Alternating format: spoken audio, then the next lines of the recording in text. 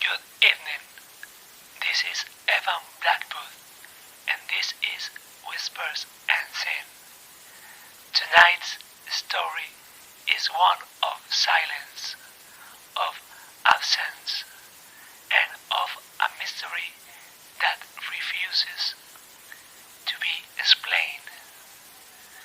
Two people vanished without a struggle, without a sound, without leaving the slightest trace behind. Some disappearances leave questions. Others leave something far worse. Listen closely, because some places don't let people live. They keep them. This is the strange disappearance of the Clarkson family. It had been 2 days since she had last spoken to her parents on the phone.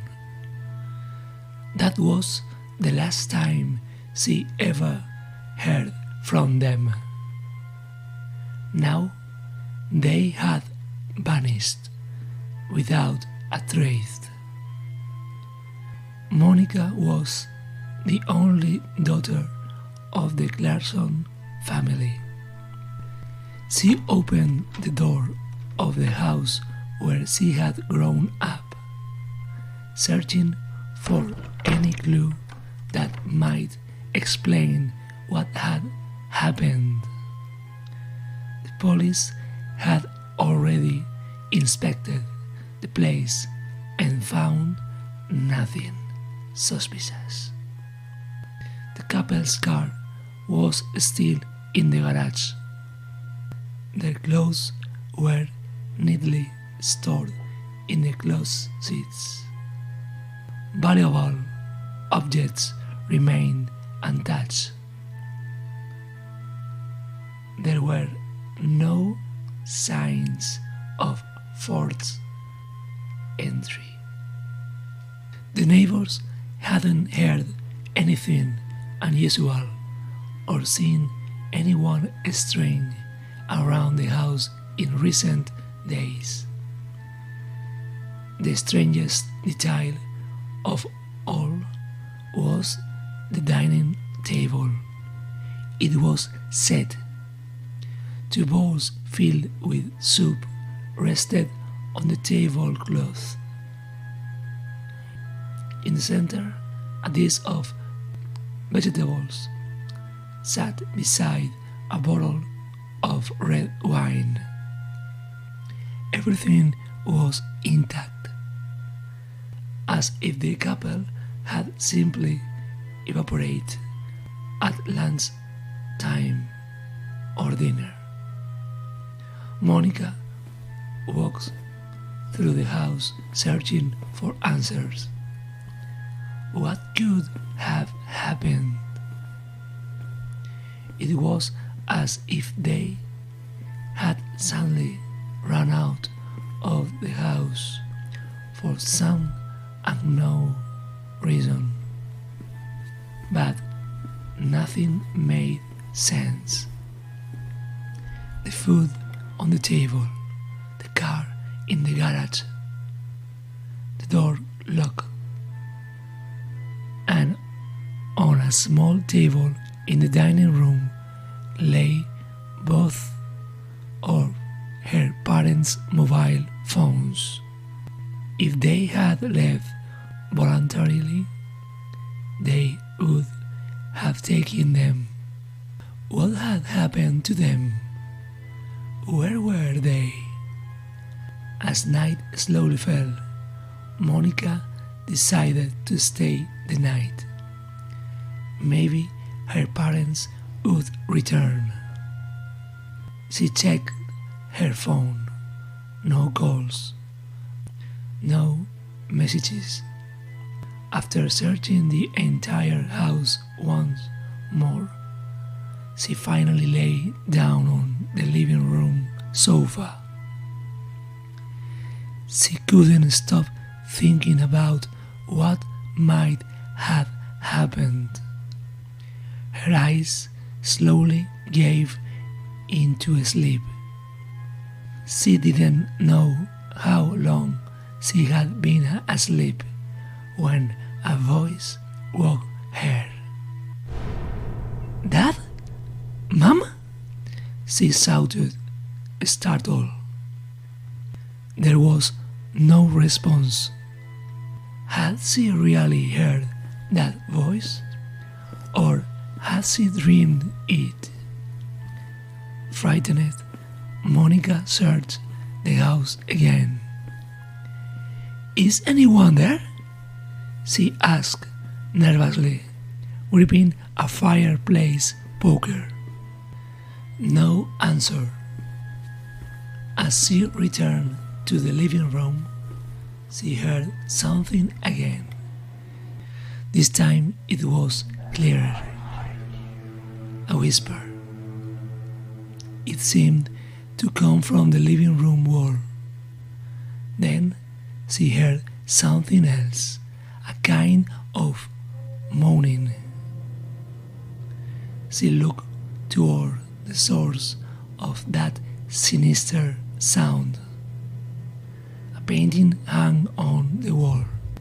She approached it and pressed her ear against the wall beneath it. "Monica!" she heard. She jumped back in shock. The voice hadn't come from the wall. It seemed to come from the painting itself. The painting depicted a green meadow surrounded by dark trees. The sky was painted in shades of grey, black, and red. In the distance, among the trees, figures could be seen walking. Monica thought exhaustion and stress must be making her hear things. She turned toward the sofa, but once again she heard her name behind her. She turned, terrified, toward the painting. The voice was coming from there. And then she saw something far worse. The figures that had once been far away among the trees were now closer. They wore clothing from other times, decades, even centuries past. Dozens of people now stood in the meadow, forming a circle. And in the distance, more figures were emerging from between the twisted, ominous trees.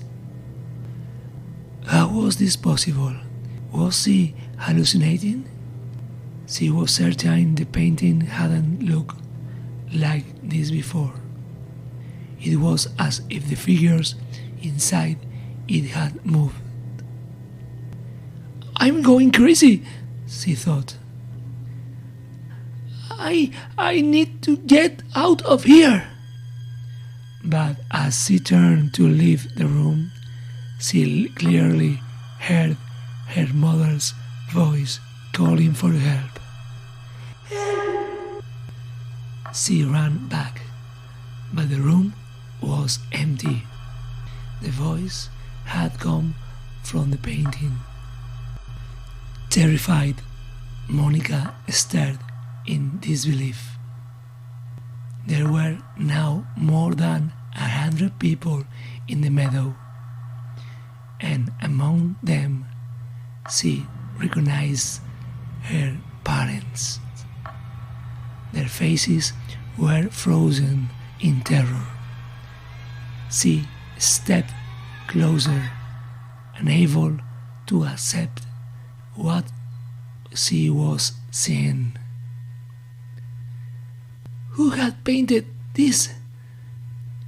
As she leaned in, she saw her father's lips move. Run, my daughter! Don't let it take you! In shock, Monica touched her father's face with the tips of her fingers. Dad! The next morning, Monica's phone showed dozens of missed calls. When the police arrived, they found it ringing on the living room sofa in the Clarkson house. The disappearance of the Clarkson family remains a mystery to this day. Months later, in another city, a man browsed through items in an antique shop. His gaze became fixed on a painting resting on the floor. A green meadow surrounded by dark trees caught his attention. I'll take this one, he said without hesitation. An excellent choice, replied the elderly shopkeeper with a smile. I love it, the man said. It feels so full of life, doesn't it? The old man laughed softly. You have no idea, sir. No idea at all. That cursed painting had been feeding for centuries on the people trapped within it for all eternity.